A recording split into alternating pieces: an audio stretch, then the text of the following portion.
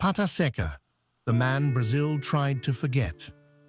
Imagine a man standing 7 feet 2 inches tall, broad-shouldered, with legs as thin as twigs, 250 children, 130 years of life, and a story Brazil would rather forget. Roque José Florêncio, known as Pata Seca, was enslaved, exploited, and yet survived it all. The captivity, the poverty, the erasure. In the next few minutes, you'll understand why this name should appear in every history book in Brazil. The beginning. The story begins in 1827 in the city of Sorocaba, in the interior of the province of São Paulo. In a land defined by forced labor, sugar, and coffee, Roque José Florêncio was born, a man who, without knowing it, would carry for 130 years one of the most extraordinary and disturbing destinies in Brazilian history. For more than 2 decades, he lived like so many others, with no name that mattered to the masters and no future that belonged to him. Until, in 1849, at the age of 22, everything changed. The Santa Eudóxia plantation.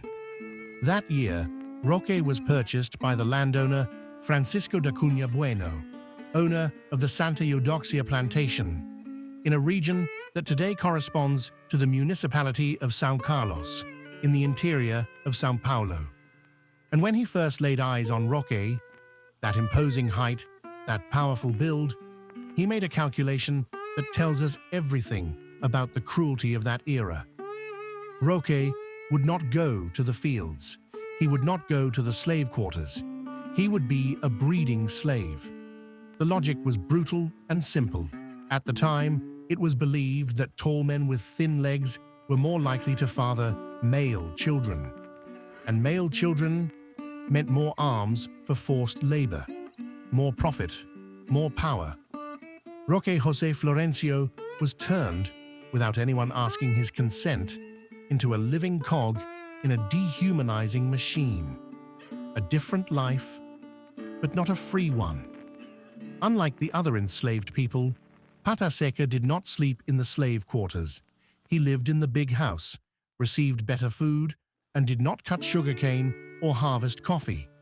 But make no mistake, this was not freedom. It was a prison with wider walls, the Golden Law and the Pata Seca farm. On May 13, 1888, Princess Isabel signed the Golden Law and officially abolished slavery in Brazil. For Roque José Florêncio, who was already 61 years old, that document meant something simple and enormous at the same time. He was free. He built the Pata Seca farm. He married Palmyra, with whom he had 9 children. He planted, he harvested, he made household tools that he sold in the surrounding area to support his family. The number nobody believes. Here we arrive at the figure that makes anyone stop and read twice. It is estimated that Roque José Florêncio fathered more than 250 children over the course of his life. The vast majority during the period he was used as a breeding slave at the Santa Eudóxia plantation. 250 children. The impact on the region is concrete and documented. Today, it is estimated that he is the direct ancestor of approximately 30% of the population of the Santa Eudóxia district, and his descendants, scattered across Brazil, continue to carry his blood, and very often his thin legs.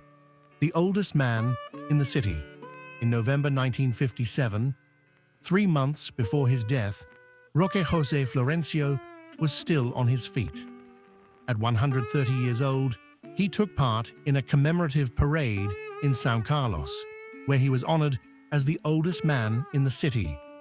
Picture the scene. A man born in 1827, who had been enslaved and emancipated, who had watched the Brazilian Empire become a republic, who had crossed the entire 19th century and almost all of the 20th, still standing there, being applauded. On February 17, 1958, Roque José Florêncio passed away. His death certificate lists the causes: heart failure, myocarditis, sclerosis, and senility. He was, according to the official document, 130 years old. What remains? The story of Pata Seca is not just the story of an extraordinary man.